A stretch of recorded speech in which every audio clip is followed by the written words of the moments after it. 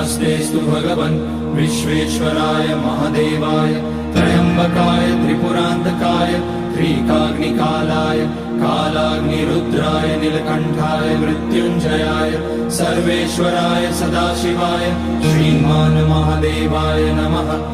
ॐ नमः शम्भवाय च मयोभवाय च नमः शङ्कराय च मयस्कराय च नमः शिवाय च शिवतराय च।